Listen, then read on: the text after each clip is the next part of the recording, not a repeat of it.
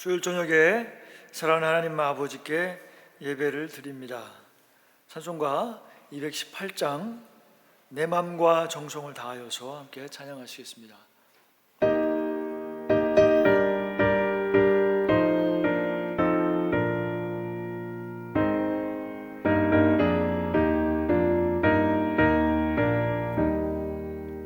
내 맘과 정성을 다하여서 주 너의 하나님을 사랑하라.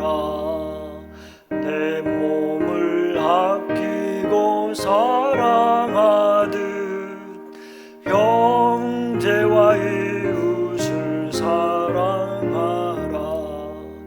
주께서 우리에게 명하시니 그 명령 따라서 살아가리.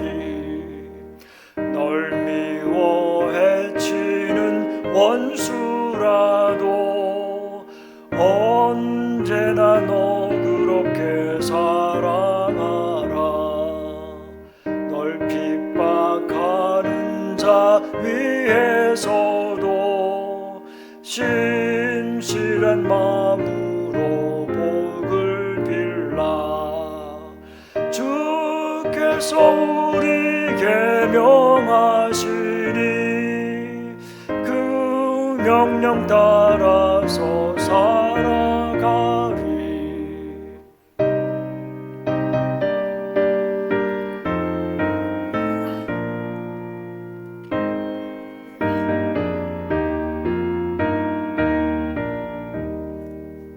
나 항상 주님을 멀리하고 형제를 사랑하지 못하였다. 이러한 죄인을 사랑하사 주께서 몸 버려 죽으셨다. 속죄의 큰 사랑 받은 이 몸 새 생명 다 바쳐 충성하리. 아멘.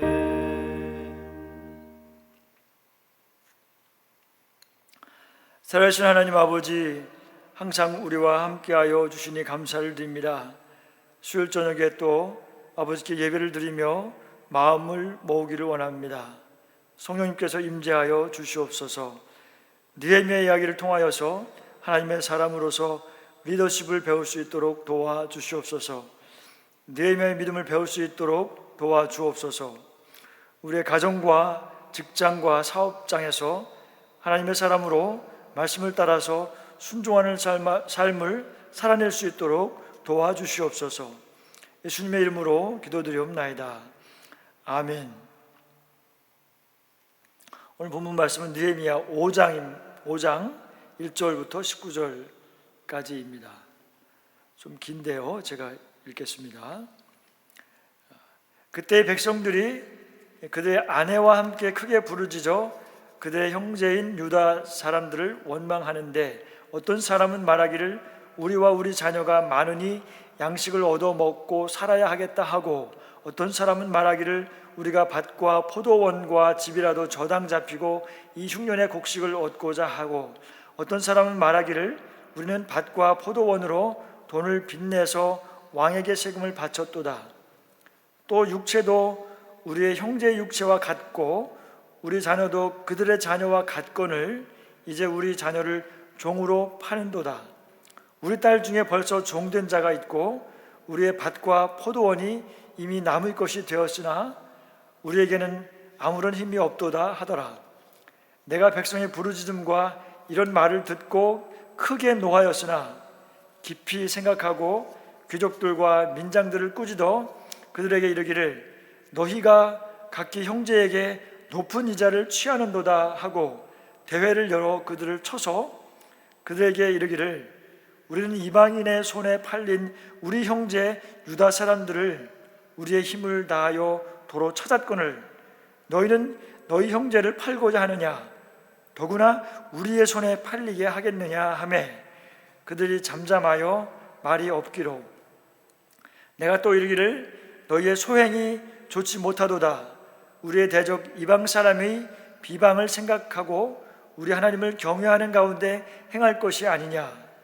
나와 내 형제와 종자들도 역시 돈과 양식을 백성에게 구워 주었거니와 우리가 그 이자 받기를 그치자. 그런즉 너희는 그들에게 오늘이라도 그들의 밭과 포도원과 감람원과 집이며 너희가 구워준 돈이나 양식이나 새 포도주나 기름의 100분의 1을 돌려보내라 하였더니 그들이 말하기를 우리가 당신의 말씀대로 행하여 돌려보내고 그들에게서 아무것도 요구하지 아니하리이다 하기로 내가 제사장들을 불러 그들에게 그 말대로 행하겠다고 맹세하게 하고 내가 옷자락을 털며 이르기를 이 말대로 행하지 아니하는 자는 모두 하나님이 또한 이와 같이 그 집과 산업에서 털어버리실지니 그는 곧 이렇게 털려서 빈손이 될지로다 하매 회중이 다 아멘하고 여호와를 찬송하고 백성들이 그 말한 대로 행하였느니라. 또한 유다 땅 총독으로 세움을 받은 때 곧 아닥사스다 왕 제20년부터 제32년까지 12년 동안은 나와 내 형제들이 총독의 녹을 먹지 아니하였느니라.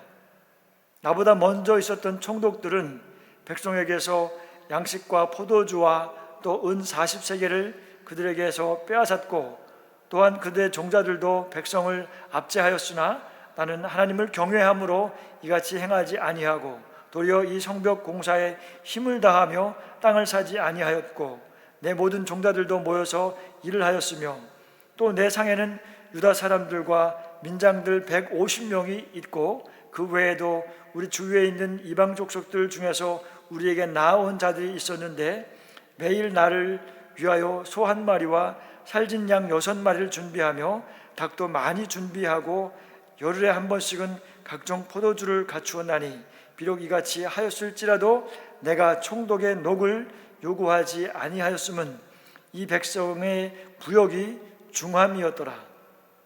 내 하나님이여 내가 이 백성을 위하여 행한 모든 일을 기억하사 내게 은혜를 베푸시옵소서. 아멘. 본문 말씀을 바탕으로 하나님 앞에서 호람되어라는 제목으로 말씀을 나누겠습니다. 이스라엘 백성들은 외부로부터 그 산발랏 일당의 방해 공작이 점점 더 거세져 가는 어려운 중에 있었습니다. 그런데 이것보다 더 심각한 문제가 이스라엘 백성들 내부에서 독버섯처럼 자라고 있었습니다. 5장 전체에는 이렇게 심각한 그 사회적 경제적인 내부의 문제를 느헤미야의 과감한 결단과 주도하에 극복해 나가는 장면을 기록하고 있습니다. 이스라엘 백성들의 내부의 문제는 어떤 것인지 살펴보겠습니다. 5장 1절에 그때에 백성들이 그들의 아내와 함께 크게 부르짖어 그들의 형제인 유다 사람들을 원망하였는데, 백성들이 그들의 아내와 함께 크게 부르짖어 라고 했는데, 이러한 표현은 대개 극심한 고통이 있을 때 나타납니다. 그러면 1절에서 일부 백성들이 심각한 고통 가운데 있었음을 강력하게 보여주고 있는 것입니다. 또한 여기서 여자가 고통으로 인하여 부르짖고 있다는 것은 더욱 문제가 심각하다는 뜻이기도 합니다. 그 고통이 한 가정의 생계 문제와 직결된 절박한 것이었음을 보여주고 있는 것입니다. 본문 9절에서 그들의 형제인 유다 사람들을 원망하는데, 여기서 그 형제인 유다 사람들은 구체적으로 고리대금을 취한 사람들을 가리킵니다. 뒤에 나오는 7절에서 언급을 하고 있습니다. 여기서 느헤미야가 그들을 굳이 형제인 그 유다 사람들이라고 말한 까닭은 그 고리대금을 취한 사람들이 그 피해자와 같은 동족이라는 점을 드러내어서 그 사람들의 그 무자비함을 강조하고 있는 것입니다. 사실은 그 동족들에게 대해서 고리대금을 취하는 그러한 일은 율법에서도 금하는 일이었습니다. 또한 상식적으로 판단하여도 그것은 지탄을 받아서 마땅한 일이었습니다. 2절, 3절, 4절입니다. 어떤 사람은 말하기를 우리와 우리 자녀가 많으니 양식을 얻어먹고 살아야 하겠다 하고, 어떤 사람은 말하기를 우리가 밭과 포도원과 집이라도 저당 잡히고 이 흉년에 곡식을 얻자 하고, 어떤 사람은 말하기를 우리는 밭과 포도원으로 돈을 빚내서 왕에게 세금을 바쳤도다. 여기서 말하고 있는 2절과 4절, 2절에서부터 4절까지 나오는 호소는 모두 그 심각한 빚 문제와 관련된 것입니다. 그리고 이런 호소들은 몇몇 개개인의 그 사례들 이야기보다는 당시 이스라엘 백성들 가운데에 두루 퍼져 있었던 일반적인 문제라고 할 수 있습니다. 2절 말씀에 고리대금 업자를 원망한 그 빈민들이 말하고 있습니다. 양식을 얻어먹고 살아야 하겠다. 여기서 빈민들은 가족의 생계를 위해서 양식과 새 포도주, 기름들도 빌렸다는 것을 말씀하고 있습니다. 이것은 11절에 다시 한번 또 나옵니다. 3절에는 보면 이 빚을 지게 된 근본적인 원인으로서 흉년이 들었다는 것입니다. 그렇기 때문에 가족들의 생계를 이어가기 위해서 백성들의 그 생명과 같은 밭과 포도원과 집들을 이렇게 저당 잡힐 수밖에 없는 그런 상황이었습니다. 그런데 반면에 부유한 자들은 창고에 저장된 곡식이 있었기 때문에 웬만한 흉년에도 버틸 수 있었을 뿐만 아니라 또 그들 중에는 그것을 고액으로 이렇게 팔아 넘겨서 폭리를 취하는 자들이 생겨났었고, 결국에 그래서 빈익빈 부익부의 그런 현상이 계속 나타나게 되었던 것입니다. 4절에 왕에게 바쳐야 하는 세금은 백성들이 가지고 있었던 그 토지에 대한 세금 외에 또 다른 세금을 그 이스라엘을 통치하고 있는 그 페르시아 정부에 바쳐야 했던 것이고요. 그런데 이 금액이 그 토지세보다 더 컸기 때문에 이것을 준비하는 데에 크게 어려움이 있었던 것으로 보입니다. 그러나 가장 큰 이유는 이스라엘 사회의 경제적 형편이 그때 당시 굉장히 극도로 피폐했던 것이 큰 이유가 됐었습니다. 5절 말씀에 우리 육체도 우리의 형제의 육체와 같고 우리 자녀도 그들의 자녀와 같거늘 이제 우리 자녀를 종으로 파는도다. 우리 딸 중에 벌써 종된 자가 있고 우리 밭과 포도원이 이미 남의 것이 되었으나 우리에게는 아무런 힘이 없도다 하더라. 이스라엘의 그 빈민들은 그 동족인 채권자들의 무자비함을 표현하고 있습니다. 율법에도 부득이한 경우에는 동족의 자녀를 담보로 데려올 수도 있다고 말을 하고 있습니다. 즉 가족 구성원을 담보로 삼아서 돈을 빌릴 수 있었습니다.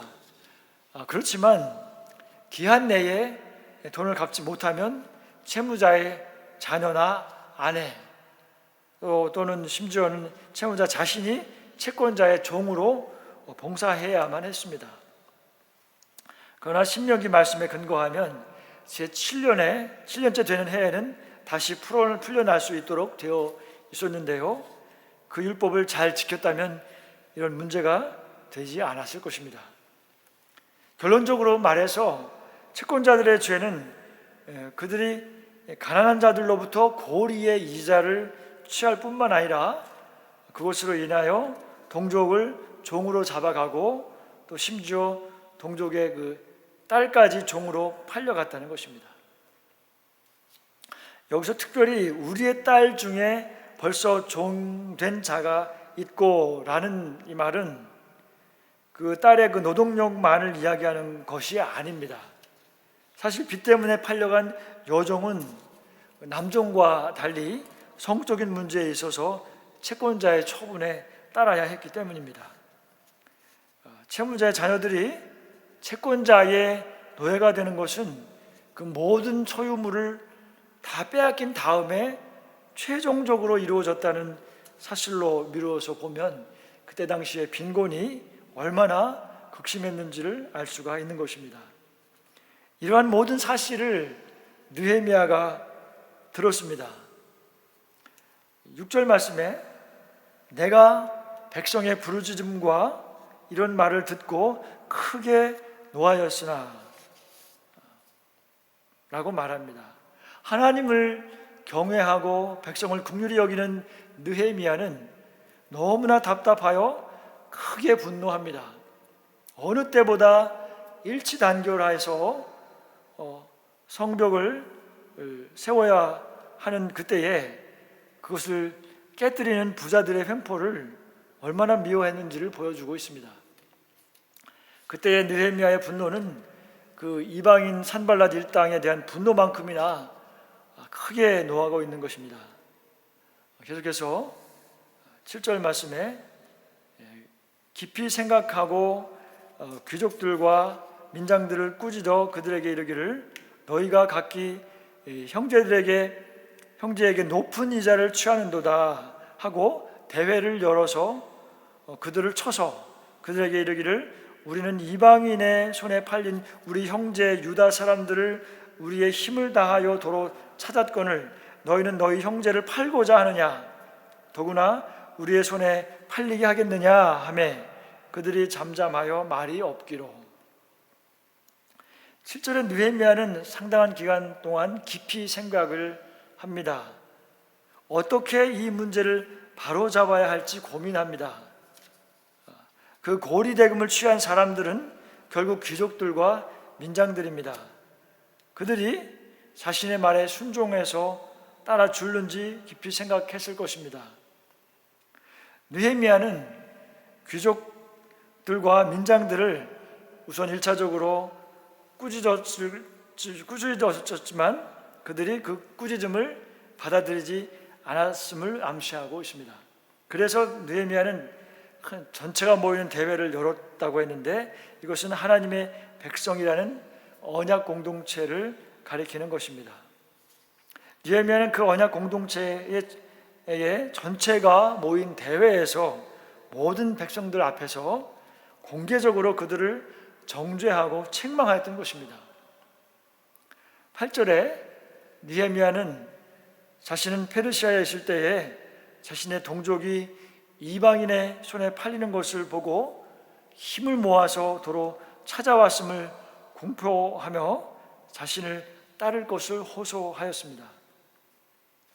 느헤미야의 이러한 언약 공동체를 위하여 하나님께 헌신한 모습을 보였기 때문에 그 정죄를 당한 귀족들과 민장들은 더 이상 대항할 수 없었을 것입니다.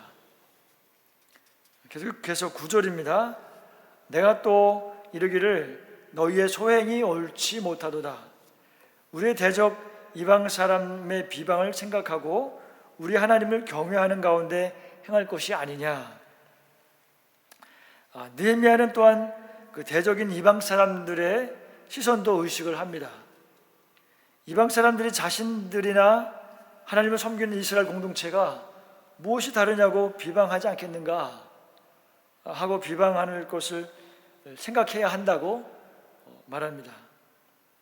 본문 9절의 하반절에 무엇보다도 우리 하나님을 경외하는 가운데 행할 것이 아니냐라는 말은 하나님 앞에서, 그 원어로 코람데오라는 말인데요, 하나님 앞에서 모든 일을 행해야 함을 호소하고 있는 것입니다. 코람데오라는 말은 라틴어입니다. 코람이라는 말은 누구누구 앞에서 라는 말이고, 데우스라는 말은 하나님이라는 뜻입니다. 두 단어가 합해져서 코람데오, 하나님 앞에서 라는 말이 됩니다. 이 말은 곧 하나님께서 임재하심을 의식하면서 행해야 한다는 말과 동일합니다. 그리고 이제 잘못을 깨달았으면 당장에 행할 것을 말합니다. 10절에 나와 내 형제와 종자들도 역시 돈과 양식을 백성에 구워 주었거니와 우리가 그 이자 받기를 그치자. 그런즉 너희는 그들에게 오늘이라도 그들의 밭과 포도원과 감람원과 집이며 너희가 구워준 돈이나 양식이나 새 포도주나 기름의 100분의 1을 돌려보내라 하였더니, 느헤미야는 자신과 형제들도 포함하여 이제 우리가 그 이자 받는 일을 그치자고 말합니다. 이것은 순수한 동기로 동족을 도우려는 마음에서 구워줄 것을 강조하는 권면입니다. 이처럼 느헤미야는 하나님의 백성이라는 공동체 의식을 누구보다 뼈저리게 인식하고, 또한 공동체 구성원으로서의 의미를 솔선수범하고자 했기 때문에 그 권면은 더욱 큰 호소력을 가질 수 있었습니다. 출애굽기 22장 25절 말씀에 보면, 너희가 내 백성 가운데 가난한 동족에게 돈을 빌려주거든 너희는 그에게 빚장이처럼 굴지 말며 이자를 받지 말아라 라고 말씀하고 있습니다.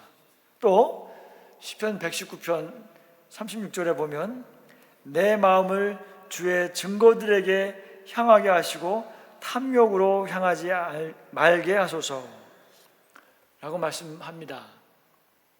재물을 구워주고 이에 따른 정당한 이자를 받는 일 자체는 정죄의 대상이 아니었지만, 성경은 다른 사람을 희생시키면서까지 이윤을 추구하는 탐욕에 대해서는 날카롭게 책망하고 있는 것입니다.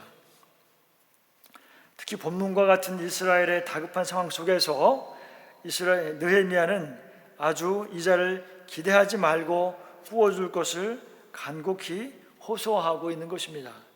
그리고 당장에 담보물들을 돌려주고 이미 받은 이자의 일부를 돌려주라고 명령합니다. 교회는 언약 공동체입니다. 형제요, 자매요, 지체들입니다. 사랑과 자비와 긍휼 가운데 행해야 할 것입니다. 민장들과 귀족들은 이제 맹세합니다.